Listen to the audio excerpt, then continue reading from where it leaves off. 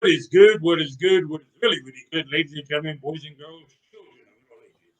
Sinful Black Entertainment presents the NFL preview episode 2 of 8, NFC North edition. I am here joined by Hollywood J-Blaq right there. How you doing, sir? Very good. You're almost there. You almost got that gumption. We'll see if we can get it by episode 8 because it is the NFL preview. And like I said on the last episode, the NFL the season has the season. Yeah. Today we're diving into the NFC North. We saw some teams take a step back from the 2018 season. We saw two teams who just dominate this division, it seems, every year now. But anyway, let's get started. We're going from the bottom to the top, like a Drake song, even though he garbage. Yeah, shot fired, motherfucker, shot fired. So we are going to start this episode with the Detroit Lions. Yes, the team that we were absolutely right about them being trash. It's because they don't want to give into the Patriot way. That is the whole issue in Detroit. They do not like Matt Patricia actually enforcing rules. That's because the city of Detroit doesn't believe in enforcing rules. Okay, that's just how they roll. And it's okay. It's okay. Sometimes rules don't work, and it's all right. We understand. However, so, coming off of a 3-12 season, the only way they can go is up at this point. Hopefully, are you sure?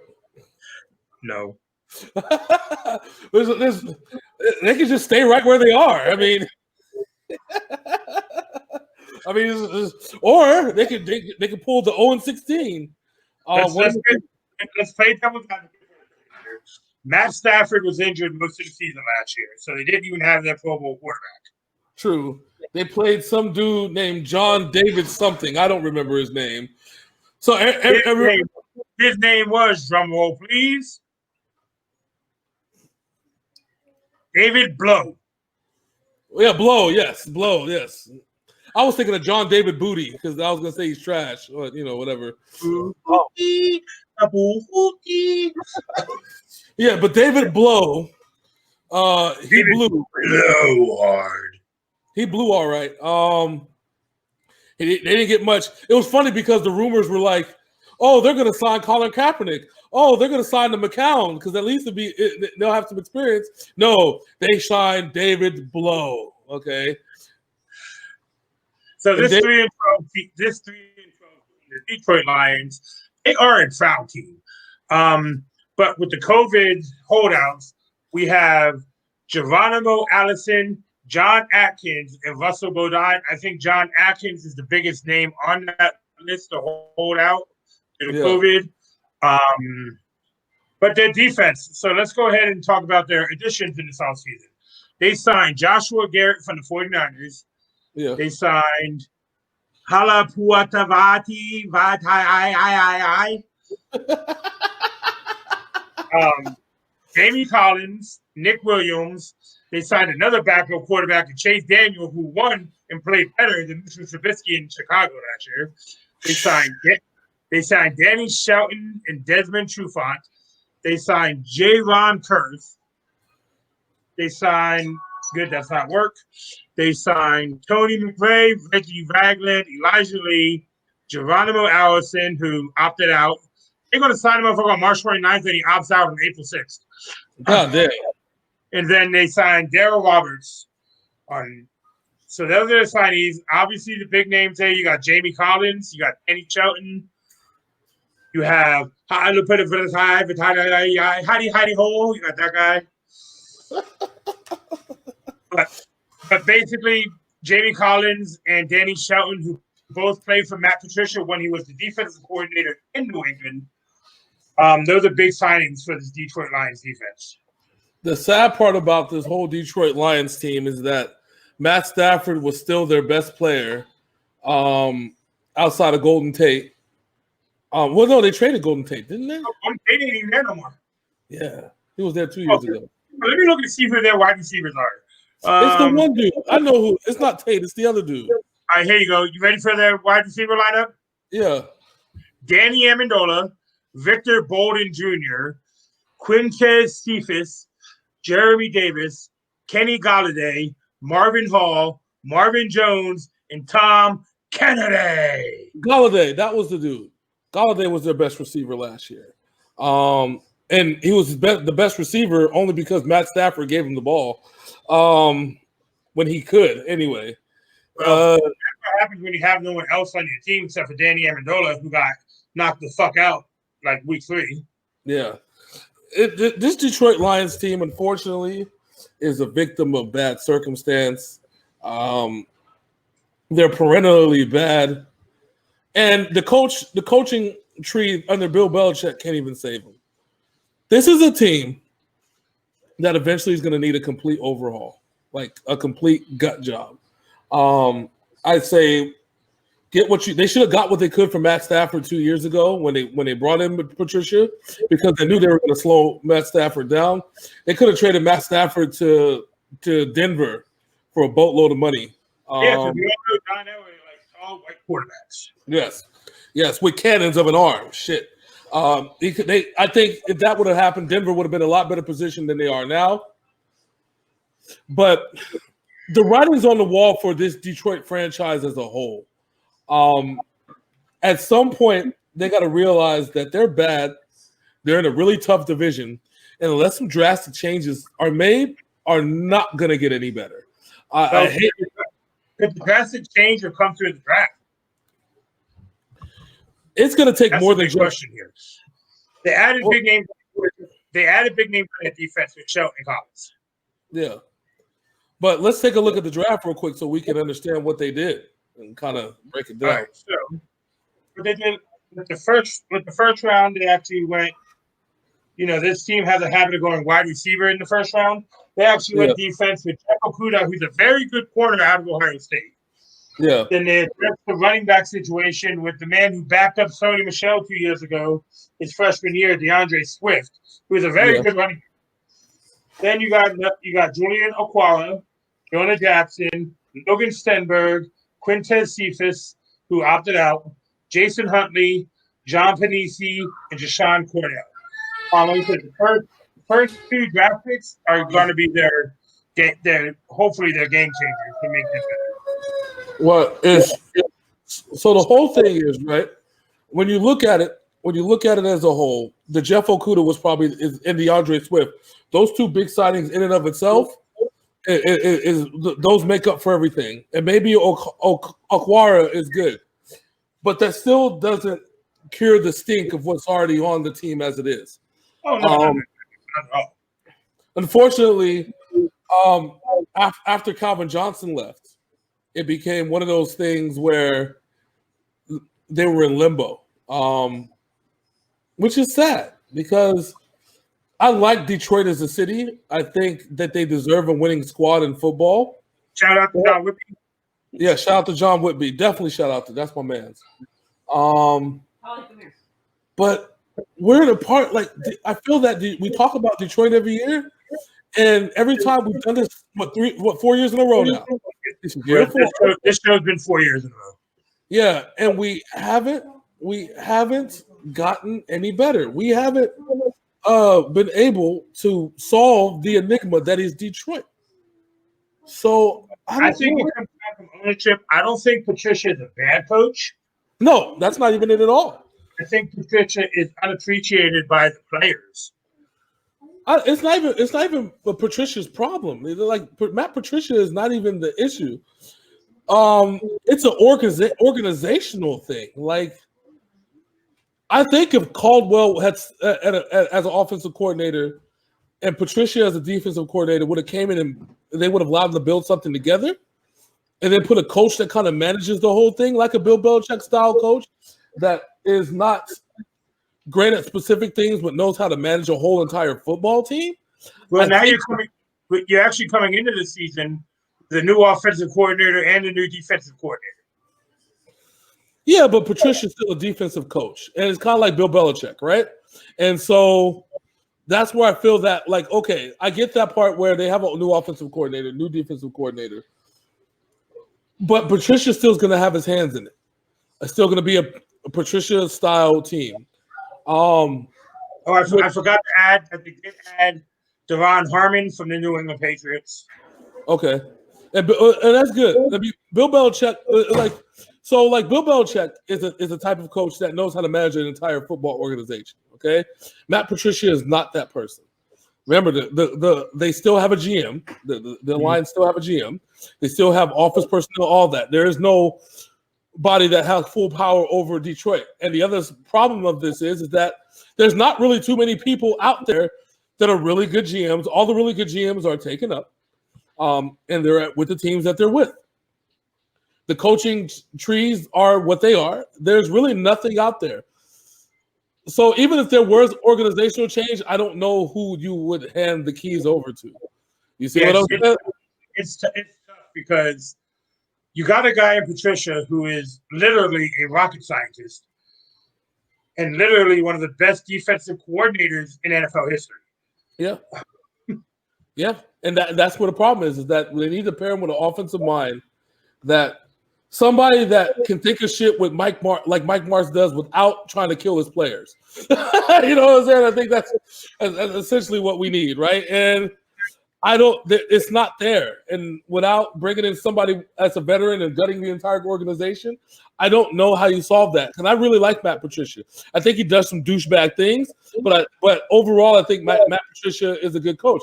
Bill Belichick has done some douchebag things every once in a while, but that's part of being who you are as a coach. And hi, Michael Butler. We're going to bench you for an entire Super Bowl, even though you're one of the best players on our defense.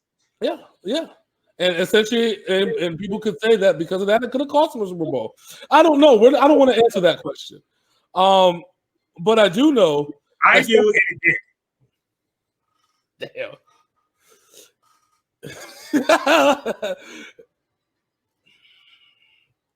So anyway, I have disrupted Hollywood J-Blaq's frame of thought there for a hot second. Let's go ahead and take a look at this 2020 schedule for the Detroit Lions. And I'm going to say, I think this is one of the best pictures I found on the schedule. You ready to check this shit out? No, check it out. Let me see. Damn. Oh, look at that. Look at that detail. So here we got, all right, they home against Chicago, at Green Bay, at Arizona. People stop fucking calling me. Then they are home against the Saints, at Jacksonville, at Atlanta, home against the Colts, at Minnesota, home against the football team, home against the football team. Home against the football team. At the Panthers, home against the Texans, at Chicago, home against Green Bay. No, home against Green Bay, at Tennessee. Then they finish off the season home against Tampa Bay and home against Minnesota. So let me tell you where the fuckery begins. The first 6 games, 2 away, 4. Two home, 4 away. That right there is a recipe for disaster. Because they got to come in.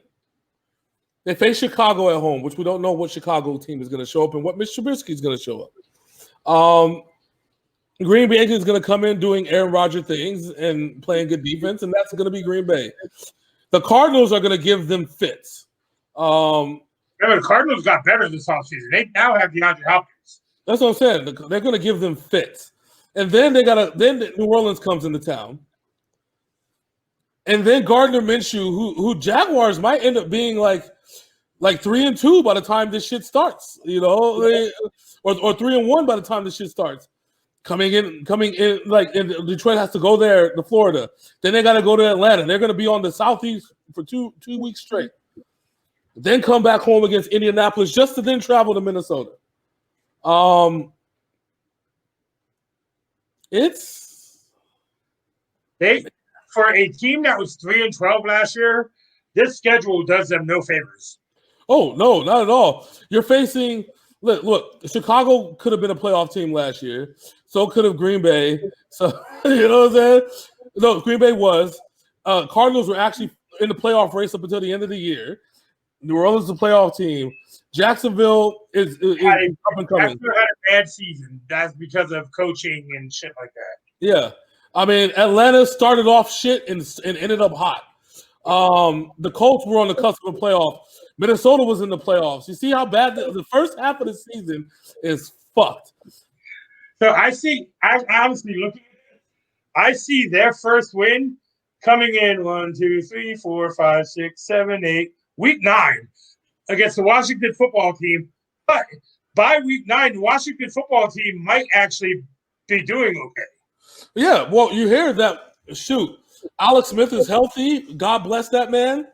And who knows if depending on what Haskins does for the first part of the season, and then what they got, was it Nick Foles they got now? Yeah. No. No, Chicago has Nick Foles. They got Haskins, Alex Smith, and there's one other guy there. I can't remember who it is. A big name too, because they signed it off, so I got to take a look. But at either rate, we have week 9. It might not even be a guarantee. I say if we're really gonna roll the dice, Carolina week 10. But that's not even guaranteed because we have seen Christian McCaffrey beat teams by himself. Jesus Christ. We have witnessed that. So I'm looking at the schedule. I think they split the series with Chicago. Yeah. Honestly, I have to give them a 2-14, man. Looking at the schedule, unless they come out and their defense is solid like it can be, they are going to have. They could be on the cusp of another 0-16 this year. This is rough, man. That's a rough fucking schedule they got. I mean, if this was Jameis Winston's Bucks, I'd say that Jameis Winston would find a way to lose this game, but it's Tom Brady's Bucks. Tom Brady's Bucks. Not only Tom Brady's Bucks, but Tom Brady's Bucks in December, where Tom Brady does not lose football games too often. Oh Jesus! Man, who's the quarterback in Carolina? Teddy Bridgewater. Oh well, fuck. So you know what? I'm gonna go 1-15 here. I think the only team they beat this year is squeaking by the Washington football team. During the season, I might adjust this, seeing on how they play. But right now, looking at this schedule, I do not have any faith at all that they can win more than one game on the schedule. I will give you 2, and I said that's Washington and maybe Chicago at home to open the season, because we're going to talk about Chicago next, and I'm gonna get on their ass. Well, the thing with Chicago is too, they actually got Khalil Mack some help during the offseason, so he's not going to be triple teamed every fucking play. No, and I agree. I don't even think that's where the issue with Chicago is. But let's go and get to him, and I'll tell you exactly my huge issues with Chicago. All right, so I got 1-15. He's got 2-14 for the Detroit Lions, and until the Detroit Lions can show us that they can actually put together some winning football, they are not going to get no love from us. No, not at all. Not at all. Jeez. Speaking of, let's talk about this next team whose quarterback took a severe step back, I would like to call it, last year. Yeah. We're going to go ahead and talk about the Chicago Bears, who somehow, some way ended up with an 8-8 record last year because of a man we talked about who got traded to another team last year, that we just talked about last week's episode. Case Keenum, who won them some games last year. Yeah. It's weird because Case Keenum, he got traded in the middle of the season to the Bears, I think, right? Yeah, something like that. Some weird shit. But anyways, Trubisky wasn't bad. No, Chase Daniel. That's what it was. That's what it was. That's what it was. No, Chase Daniel was the one that won him a few games while Trubisky was hurt, when in all actuality, he just sucked. Okay? That's just what it is. First things first. The Bears defense is the Bears defense. It is phenomenal. It is spectacular, and it has actually won them games that they should have lost last year. That continues to do so. The problem is when they lean too heavy on that defense, bad things happen, and they've lost a couple games because they couldn't get down the field or score touchdowns enough for it to matter. Reality is that the Bears should have been a playoff team last year. Actually, they should have won the division last year. They had the opportunity to towards week 13. Had they just finished out with a couple more wins, it would have been the Bears in the playoffs and the Vikings out of the playoffs. That didn't happen, and that has a lot to do with Mitch Trubisky needing to be a great quarterback.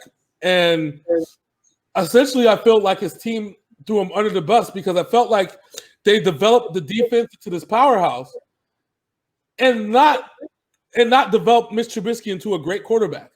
They spent a lot of time working on this defense, constructing it, fixing it, doing what they need to do. And yet, somehow, some way, said, you know what? We don't need to fix Mitch's problems that were glaring when the playoffs hit last year. It's going to be fine. Don't you worry.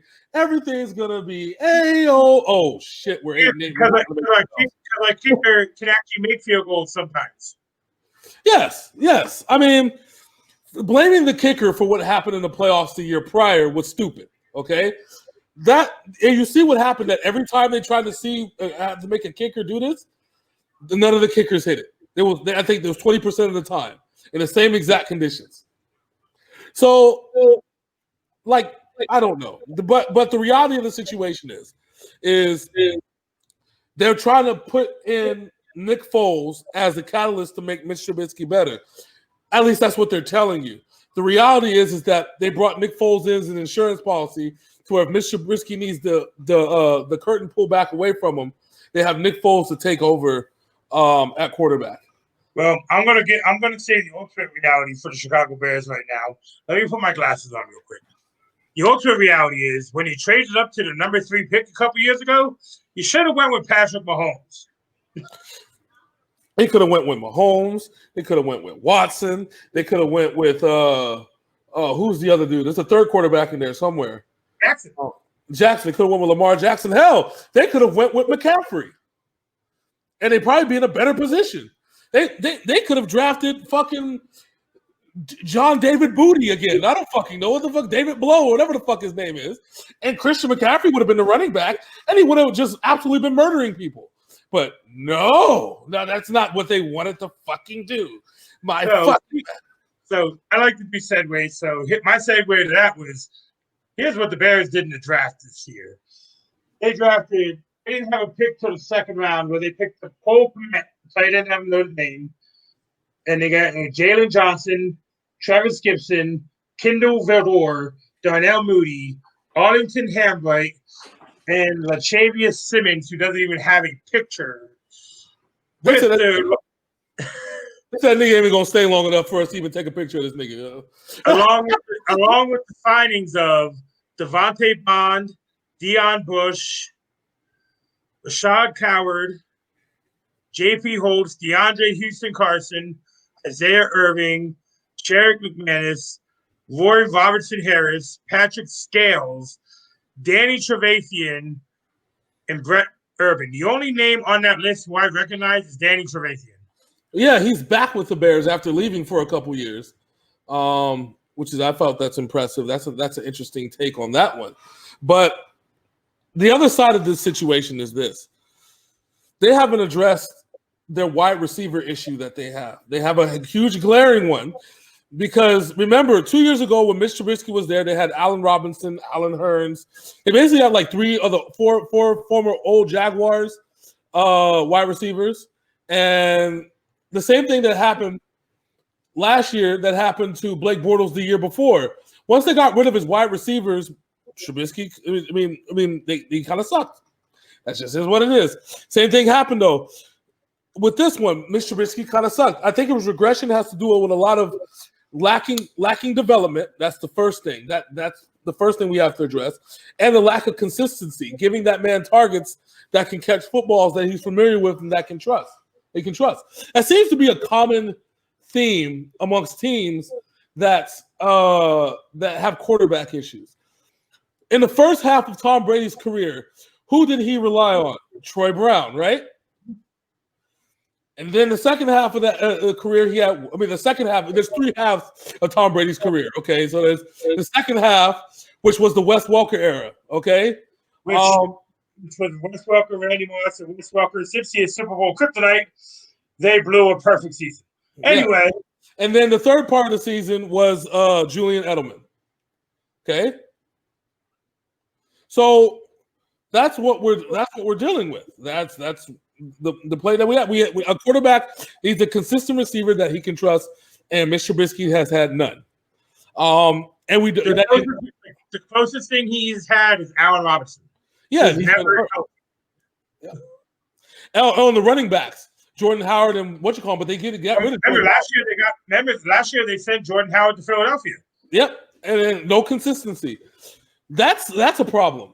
That's a problem that starts with the coaching and the GM. You got to find somebody that man's familiar with and consistent with and can build a relationship. Because if you're not, it's going to be a slew of fucking bullshit. So we saw how bad Detroit's schedule looked this season. So let's go ahead and take a look at the Chicago Bears schedule right quick. We have, let me give you some better eyes on this thing. Here we go. So we start off at home against Green Bay. Then we got the Broncos, the Washington football team, the Vikings, the Raiders, and London. Wait a minute. Time out. Wrong schedule. Oh, that was last year. My shit. All right, so that's going to go away. I'm just going to read it off of this other thing I have. 1 second, please. Minor inconvenience. It's okay. We still forgive you. Right. Thank you for catching that, though. Yeah, no, you know me. You know, I got to make sure. I'm a team player.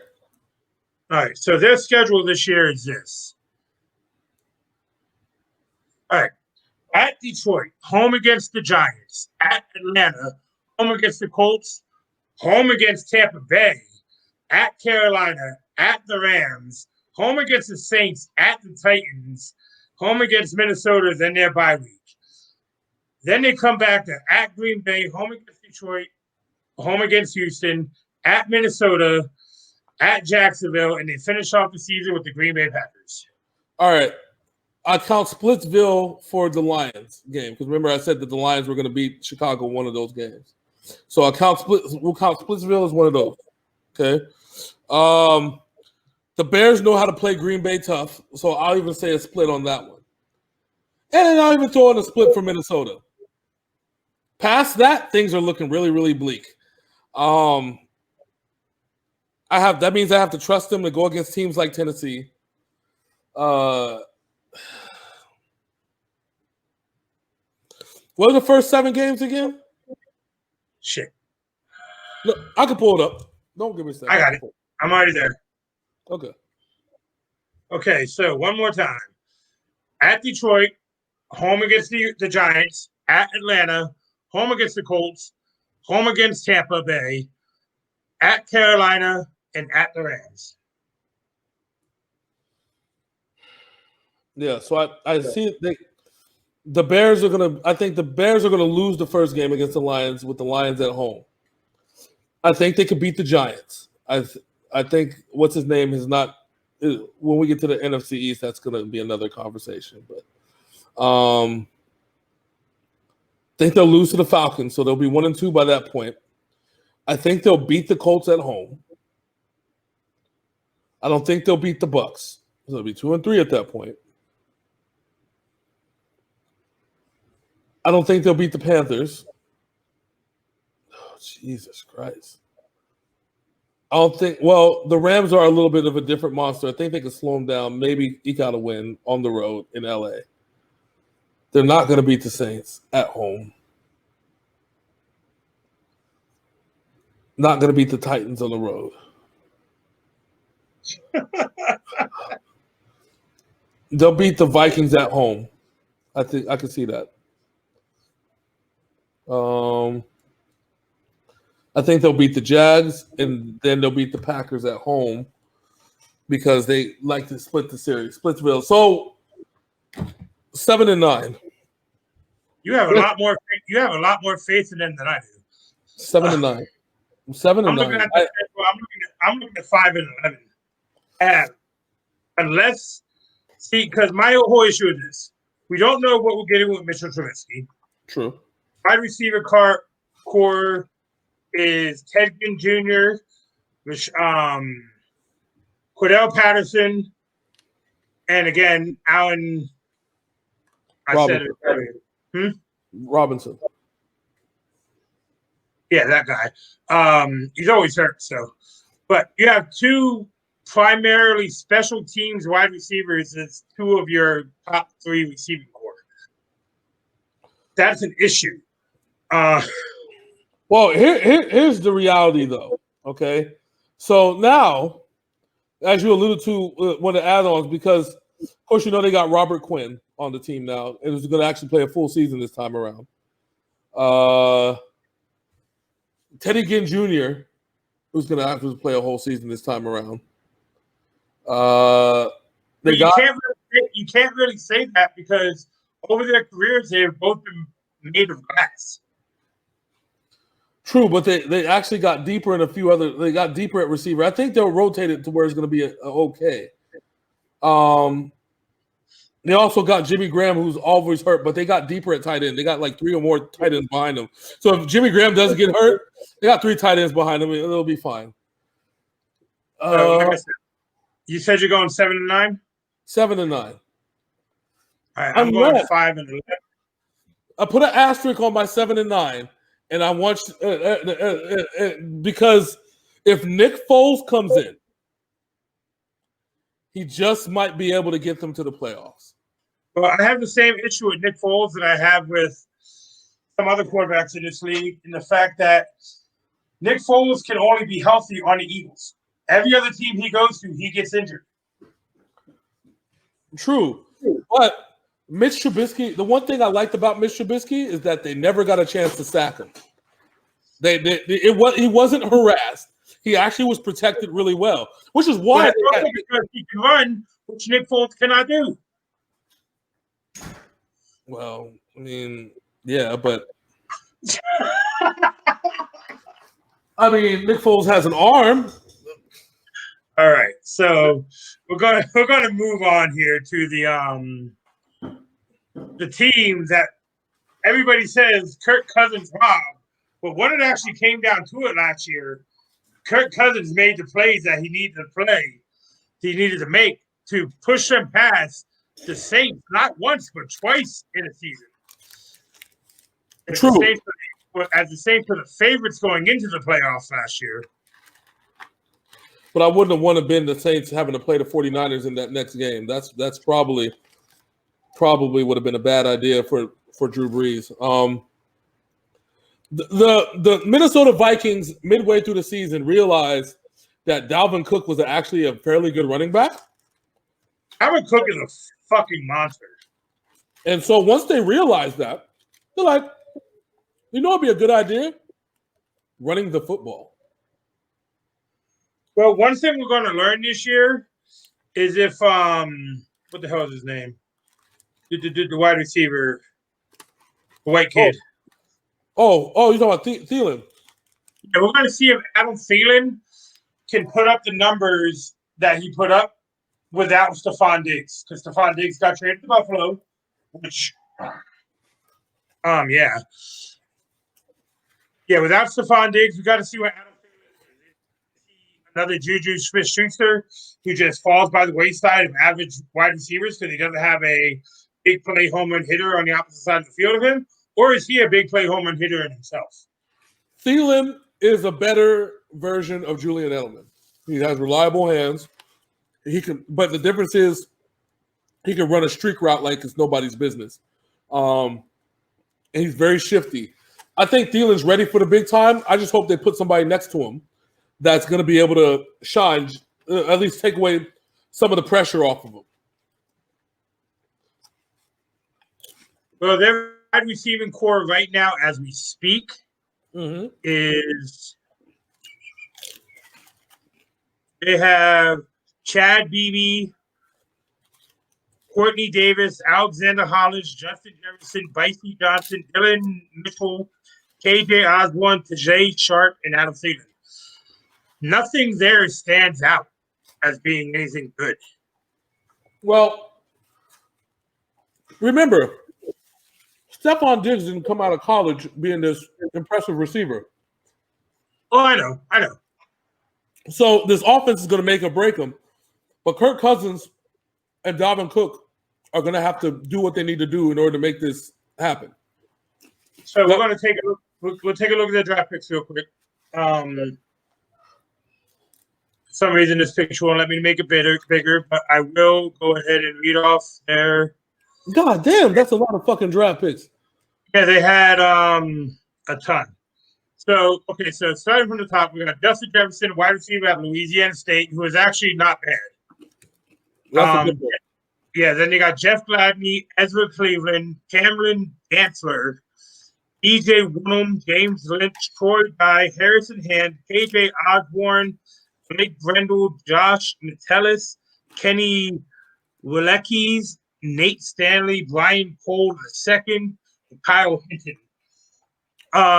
And the weird thing is about this, you see all those draft picks there? They traded 1, 2, 3, 4, 5, 6, 7 other draft picks to other teams. Damn.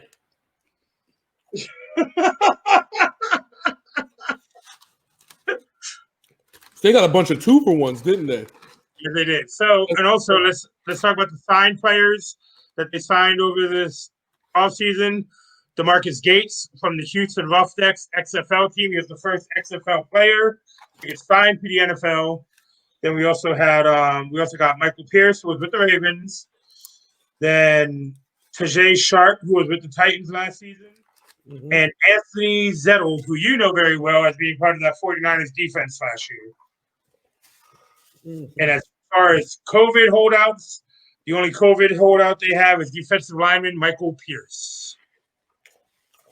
What's he want to draft? No, he wanted to draft. Okay.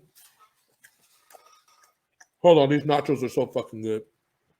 So, yeah. Even though we're recording, James still likes to eat on the fucking podcast. But it is what it is. I'm hungry. I'm fat. Leave me alone. Oh, stop it. No, but real though. Let's talk about it. So essentially, the Vikings drafted essentially half of a defense and half of an offense in the draft. What they did, they drafted Philip Rivers' kid. Essentially. And then to get those draft picks, they traded other draft picks for 2-for-1s. Apparently, they must have traded with the Texans because it sounds like a Bill O'Brien. You can have my first 7 draft picks for your 2037, the 2037 NFL first round draft pick. Okay, buddy. That waterboard right there. Really like the cut of his skin. How about we trade you these 4 draft picks for the old roof off the Minnesota Dome? How's that? Does that work? The one that caved in the snowstorm? Yes, that's right. That's right. I want a souvenir. Ladies and gentlemen, Bill O'Brien jokes will never get old on this show. Oh, hell no. So let's go ahead and take a look at the Minnesota Vikings schedule here. So far, both teams in the NFC North have had monstrous schedules, which, yeah. So this one, it actually says 2020 on it, so I got the right one. So they got the Packers, the Colts, the Titans, the Texans, the Seahawks, the Falcons, then their bye week. Then they got the Packers, Lions, Bears, Cowboys, Panthers, Jaguars, Buccaneers, Bears, Saints, and Lions. This schedule isn't as bad as the Lions and the Bears schedules. No, not at all. Not when you're in the position that the Minnesota Vikings are in. So the Green Bay split, like I said, the Chicago split, they'll beat Minnesota twice. I mean, they'll beat Detroit twice. So that's 4-2. You see, week 13, that could be the game that says their playoff potential when they're at Tampa Bay. Yeah. So that's going to be a tough one. What was I going to say? So I think win. Matters on how the defense plays. Win. At Seattle is going to be tough early season because of the 12th man. But I think they'll beat it. But we also got to remember there might not be any fans in the stadiums. True. I think they'll beat the Falcons. In the bye week, they got to go to Green Bay, and that's the one they're going to lose. I think they'll beat Green Bay the first game, and then lose the second game. And then it looks like the Lions is a win, the Bears is a win, the Cowboys at home I'm going to call that a win. I think a win against Carolina, a win against Jacksonville. Then it falls on that Tampa Bay game, which, depending on how Gronk and Brady are with that Buccaneers team, that's going to really depend on how that one goes. And Tampa is going to still be nice and warm here. So I say they'll lose the first Chicago game, win the second one because they'll be at home. I think Chicago's still going to be tough to play in the cold at Soldier Field. And then I'm going to piss off every Saints fan, but the Saints cannot beat the Minnesota Vikings no matter who their quarterback is. Yeah. So I got the Vikings over. I'm going with the Vikings. I'm going with the 12-4 record this year.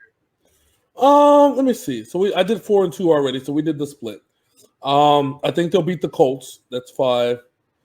Oddly enough, when we get to the South, I think the Colts actually regress going with Phillip Rivers than rolling with Jacoby Brissett. And that's we'll talk about that. He will last the whole season as a starting quarterback there. Tennessee's going to be the tough one. That's going to be a tough one. Texans. I got to see. No, Houston at Houston. I don't think the Minnesota can come into Houston and beat them. I don't know about that one. Same thing with Seattle. The only the home games, the away games, I think that they could take are the Viking. The Lions one for sure. The Saints one,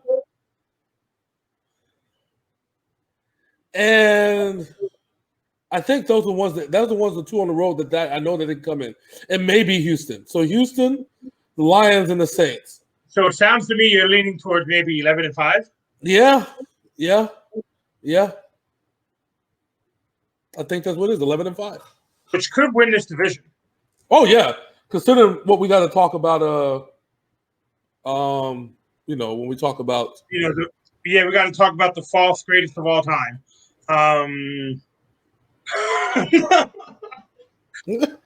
who's followed us over the years, you guys know that we don't think Aaron Rodgers is the best quarterback of all time. A lot of people do. And apparently neither does the coach of the Packers, because they drafted a quarterback in the first round.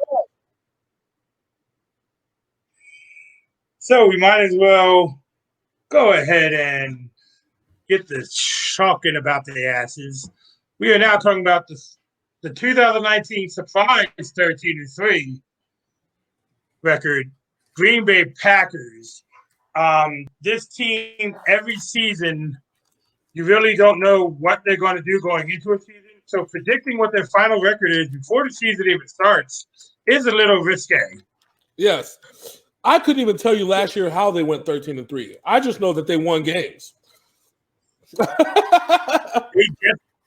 They just beat people. That's what they did.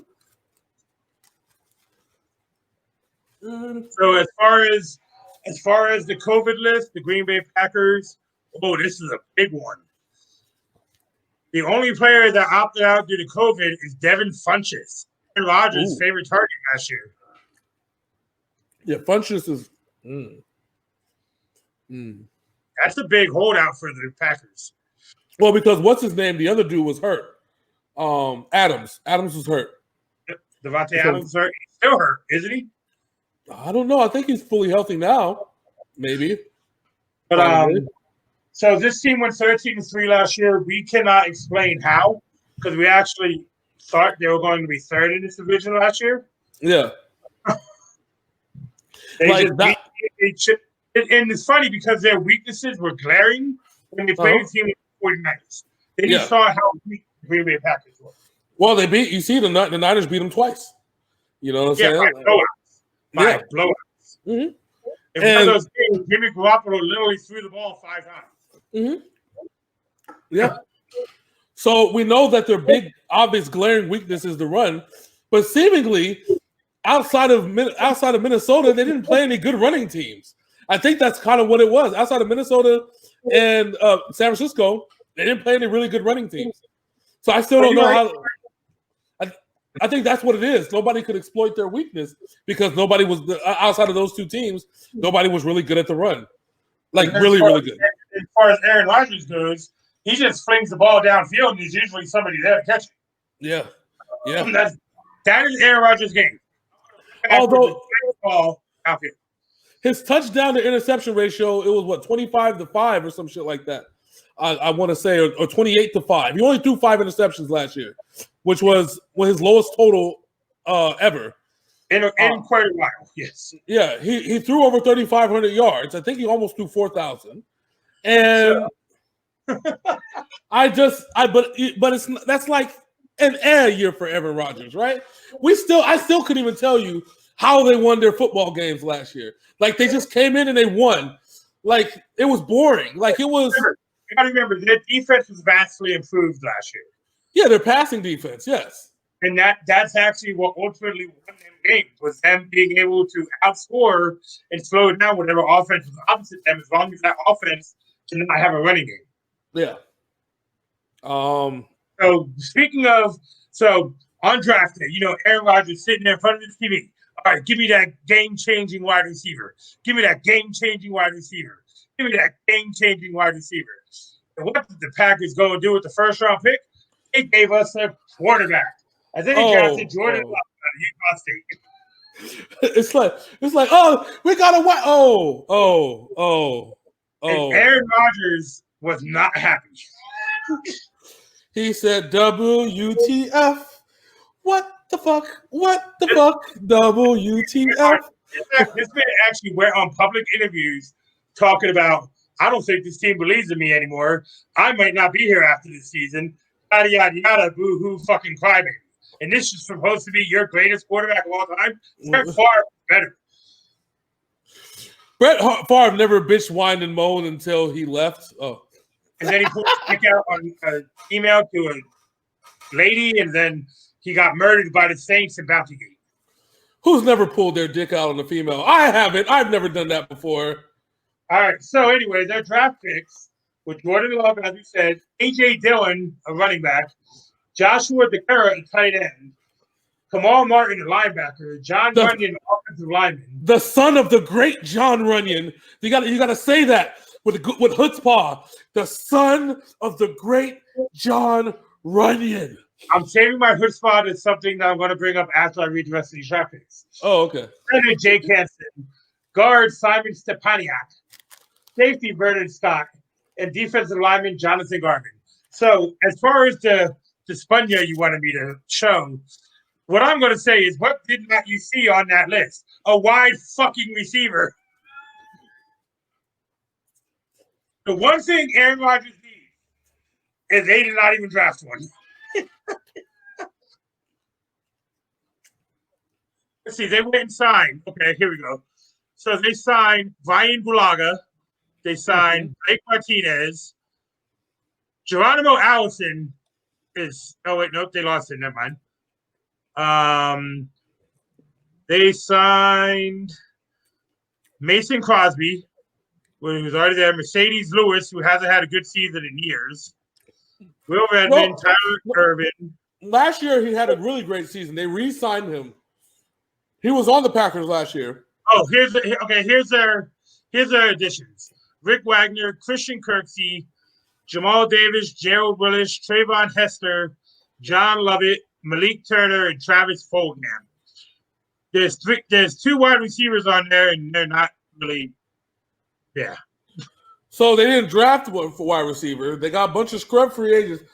Do they believe in Devin Funchess and Devontae Adams so much? Of the off injured both of them. Hey, I was wrong. Funchess was on the Colts last year.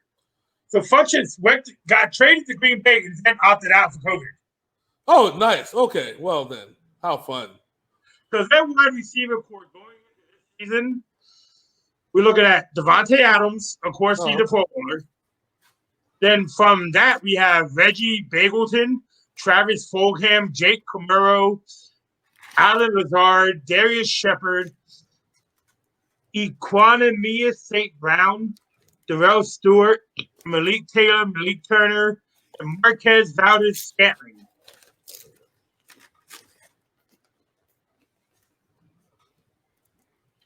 So I think Aaron Rodgers is going to be on a new team in 2021. Chicago.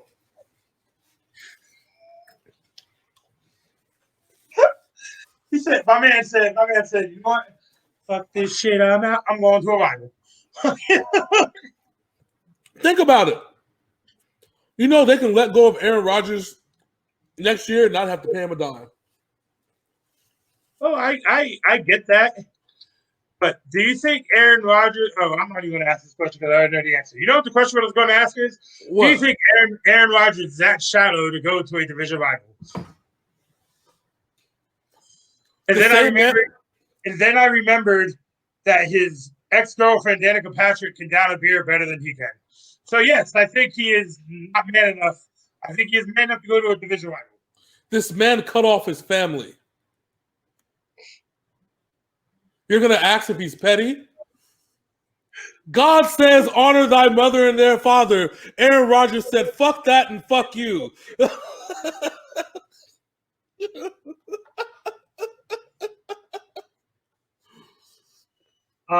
Aaron Rodgers is a stat quarterback. He is a lot like Derek Carr. If he thinks the ball is too risky to throw for an interception, he's just not going to throw it. I mean, true. I mean, that's why. That's why he only threw 5 interceptions last year.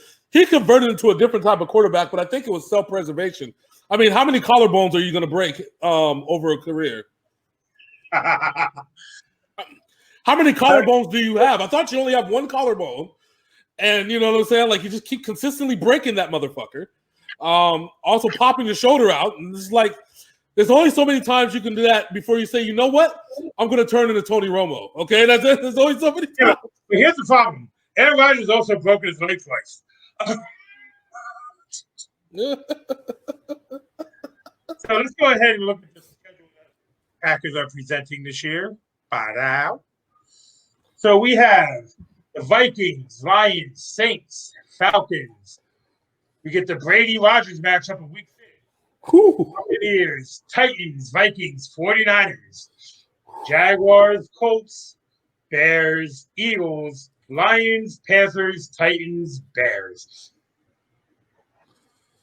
So I see a problem. I see week 6, 7, 8, and 9 are fucked. Actually, no. Let me rephrase that. Week 3, 5, 6, 7, 8, and 9 are fucked because they have a bye week in week 4, and then it's on to fuck city right after that. Because don't make mistakes. I don't think Atlanta's a bye week. Remember, Todd Gurley's actually healthy. No, did you not see him limping in practice yesterday? Oh no, I did not. Yeah, exactly. So fuck. And how did we call that? That Todd Gurley wasn't going to last 3 more years. Remember that one you got mad at us for saying that shit? Yeah, I said it. I said Like, Todd Gurley. arthritis at both of his knees. Yeah, I said Todd Gurley. I said the Rams' offense relies on Todd Gurley. Without Todd Gurley, it's a wrap. And Todd Gurley's not going to last until the end of the year. Sorry, that's what it is, and exactly what happened. All right, so I'm looking at the schedule. Week 1, I think loss, win, loss, win, loss, loss, loss, loss, win, win, win, loss to the Eagles, win against the Lions. Since they can't stop running backs, they're going to lose against Carolina. They'll lose against Tennessee. I'm going 8-8. Let me see. Let's see. The home games are in yellow, right? Yes. Okay, so they'll beat the Vikings. They'll beat the Vikings on the no, they'll lose to the Vikings on the road. Beat the Lions. Lose to the Saints. No, they'll beat the Saints, right? No, I don't think so. They'll lose to the Saints. That's a good shootout. What a way to end Aaron Rodgers' career, going against Matt Ryan, Drew Brees, Tom Brady, Deshaun Watson. Just all in one instead of 4 weeks. Not only that, going against Drew Brees, who now has Emmanuel Sanders, going against Matt Ryan, who has Julio Jones, going against Tom Brady, who has Gronk back, Mike Evans, Chris Godwin, OJ Howard, and that fucking lineup they have over there in Tampa. Then you got San Francisco, who you can't stop when Jimmy Garoppolo only throws the ball 5 times in a game. Then you got to play the fucking Eagles, who Carson Wentz at this point in time should be having a good season. Yeah. Then you got the Panthers with Christian McCaffrey and Teddy Bridgewater. Then you got the Titans with fucking Ryan Fitzpatrick and Derrick Henry. Okay, so loss, win, loss, win, loss, loss, win, loss. Win. So you got 5 losses in the first win. 9. Yeah, win, probably. Win, loss. It sounds like you're going 9-7? Yep, 9-7. Book it, Dano. So we both have the Vikings winning this year. Yep. Not by much. So the NFC North is an interesting division because you truly do not know what team could win. Hell, Detroit could put it all together this year and win this division. You don't know. Oh, exactly. They are so brutal with each other when they play. The NFC North is the most brutal division in the NFL. It is. When it comes to rivalry games. It is.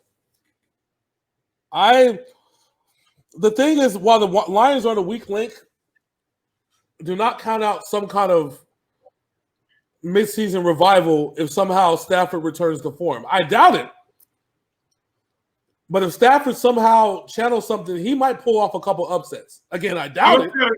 You also got to think about something, too. Over the last 2 seasons, the Detroit Lions have brought in 14 former New England Patriots. Yeah. To change that atmosphere in the locker room. Yeah. Something needs to change. Like I said, you never know. The other side of that is the Bears are still, well, we said an 8-8 team, right? We kind of agreed 7-9, 8-8, around there. Bears, I have it 5-11. You had a 7-9. 7-9. The Bears could, remember, said the Bears could pull off an upset in Lambeau. The Bears could pull off some upset somewhere else. Who knows?